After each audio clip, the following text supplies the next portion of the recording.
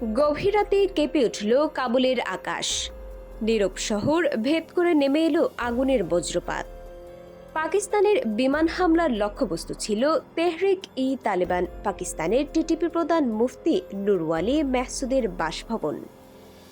আফগান রাজধানীর কেন্দ্রীয় এলাকা আব্দুল হক স্কোয়ারে এই হামলা নতুন করে উত্তেজনা ছড়িয়েছে। স্থানীয় সংবাদ মাধ্যম জানায়, বৃহস্পতিবার গভীর রাতে পাকিস্তান এই হামলা চালায়। তবে আফগান সরকারের মুখপাত্র জাবিউল্লাহ মুজাহিদ হামলার বিষয়টি নিশ্চিত না করে বলেন, কাবুলে একটি বিস্ফোরণের শব্দ শোনা গেছে, তদন্ত চলছে, হতাহতের খবর নেই। স্থানীয় সূত্রের দাবি, টিটিপি প্রধান মেহসুদের গাড়ি ছিল মূল লক্ষ্য।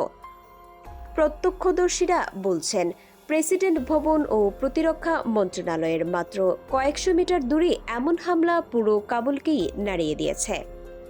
পাকিস্তান সম্প্রতি অভিযোগ করেছিল, টিটিপি সীমান্ত এলাকায় তাদের নিরাপত্তা বাহিনীর উপর হামলা চালাচ্ছে।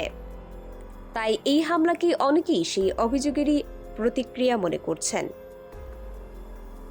শুক্রবার সকালে কাবুলের রাস্তাঘাট ফাঁকা থাকলেও শহরে তেমন আতঙ্ক নেই।